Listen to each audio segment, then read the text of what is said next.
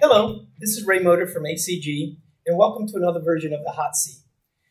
A few months ago, Cisco made a major announcement in the service provider core space. And as you know, in the Hot Seat, what we tend to do is do a follow-up after the announcement. We engage with a lot of equity analysts, as well as a lot of service provider customers, and look to fill the gaps or take a deeper dive. With us today is Suraj Shetty from Cisco, who's Vice President for Service Provider Marketing. Suraj, welcome. Thank you for joining the Hot Seat. What we want to do today is literally address some of the follow-up questions that we had. And the first part that we had was related to the math. There was some parts that there was a lot of confusion either from the equity analysts or for some of the service providers about the 140 gig line cards. Could you get a little clarification on how that came about and how the numbers, because we don't see it as a multiple of the CRS-1. I think there is an impression in the marketplace that started with some of our competition that when they couldn't do 100 gig, they did 2 by 50 gig. So the assumption was it has to be a multiple of 40 gig. I think what we did with CRS-3 was we created a single flow 140 gig line cards and the switch fabric to go with it. And the whole point was that you can have single flow of data coming in. You don't have to deal with multiple flows, which is kind of a huge challenge, especially as you look at video applications. If the packet comes out of sequence or have head-up line blocking, you can have a degraded experience from a video perspective itself. So CRS-3 is designed from ground up. When we did the 40 gig, it was single flow. With 140 gig, it is single flow. Okay, good. Now, just to expand on the shipping, I think in the announcement it was mentioned that the product's expected to ship by the end of this year. And what we want to do is get clarification, because I think we saw one of your competitors in the service provider core space announce new silicon that was, I think, 250 gig per line card. But regardless of it, could you just get clarification on the shipment dates and what's expected for those dates? I think one thing that Cisco has done really well, Ray, is 12,000 is a great example of that. We went from 2.5 gig to 10 gig upgrade, all within the same chassis itself. But that's a long-held philosophy of Cisco to do investment protection as the number one priority for our customers. And sometimes we had to delay our platform just to meet that goal. With CRS-1, it's the same thing. It's a 40 gig that you can do, which can scale up to 92 terabits. You can take the same platform and you can upgrade that to a CRS-3. And it's a switch fabric and line card upgrade in service itself. So that's making sure that you don't have a downtime that goes typically associated with it. And that's not true for our competitors' products. Because every time they announce 250 gig or whatever comes out, you pretty much have to start and stop. And there is also this awkward math.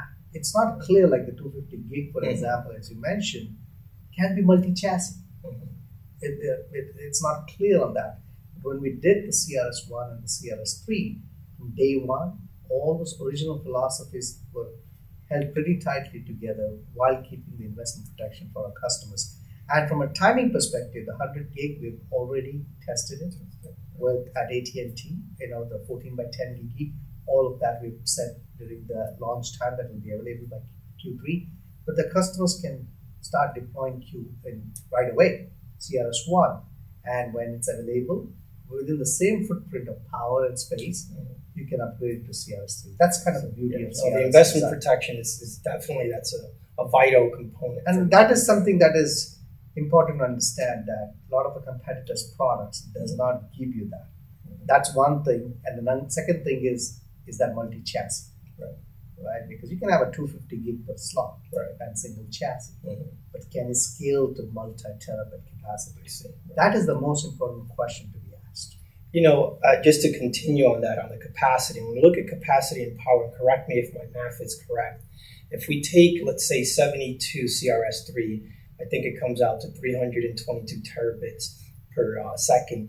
Is that doable in a multi-chassis? I mean, does it require building to power this up? Because I think if we look back at the CRS-1, if you take the same 72, it comes out to 92 terabits. Is that even achievable, I guess, is the question. Ray, if you have a PO, we'll get it for you. You get it. Okay, fair enough. I think it's as simple as that. We have over 25 customers, and over 350 systems deployed in various configurations. And that's the beauty of CRS, that you want 2 of those, you want 8 of those, you want 72 of those in a single system based on the capacity requirements for that and power and whatever might be needed for that. That's not a problem. I think that's something that has been designed into the platform itself. We have designed it so that it can scale, and scale not just by slot, which is where a lot of the focus gets put on, but you have to make sure that you can scale by chassis. 25 of our customers cannot be wrong. Right. Okay. Fair enough. Now, just to continue on the opportunity, when we look at multi-chassis or opportunity or penetration for Cisco in the service provider space, how real is the opportunity for Cisco in multi-chassis? I think I just mentioned 25 of our top customers already have it.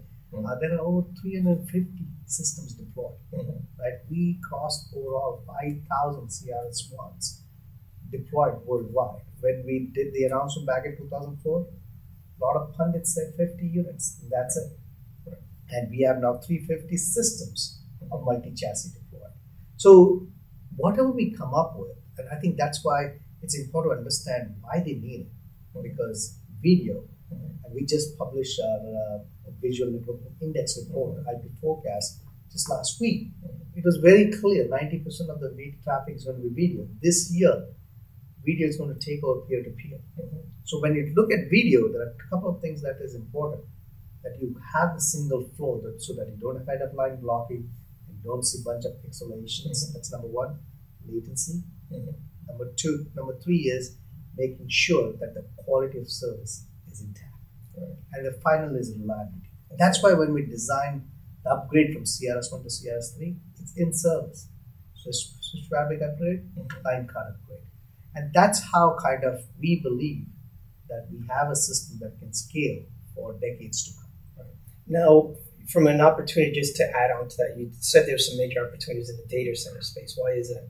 I think one thing that a lot of us are focused, right? I mean, multi-chassis and all those issues, we believe we have kind of worked on it since 2004, and we have a pretty good solution on it. But when you look forward, and when you look at video as a key application, and also on top of that, business data centers growing all over the world, CRS-3 kind of sits right in the middle of what we call as the north-south traffic, which is the user to the internet, as well as east-west traffic, which is data center to data center. And when you have that sitting in that position, you want to make sure these 2 traffic flows are not 2 ships passing by the side. So what we have designed in CRS-3, of course, all the great stuff like the 322 terabits, but the most important thing that we've done is this hooks that we've built in for cloud networking, for cloud VPN. Just to give you an example, enterprise, when they quarter end or year end, they need more storage and compute capacity. Today, you have to literally pre-plan all that, pre-provision it, and then you can get billed sometimes even if you don't use it. So with this kind of solution, what happens is the UCS, the Nexus, and the CRS-3, they all work in tandem. So when a request comes in from an enterprise customer, could be your business needing more compute resources, it automatically triggers between the CRS and the Nexus and UCS, and it adds storage and compute resources on the fly. The cloud VPN is created. Now, the data center could be in US, continental US, could be anywhere in the world. And what we have created technologies like network positioning system, which will go and find which is the most ideal data center, and then create a VPN so that you don't even know what happened in the background. You're just paying for compute and storage resources. The SP doesn't have to pre-provision it. They charge you when they use the applications itself. So I think that is what is so key as you look into the future. It's not just about core design and core scale, but it's the data center and core coming together, right? Just coming together, yeah. So it's interesting to see how it evolves, what SPs get into the IT space and kind of enterprises coming into that. Well, Suraj, you are officially off the hot seat. Thank you very much. This is Ray Mota with Suraj Shetty. Thank you very much.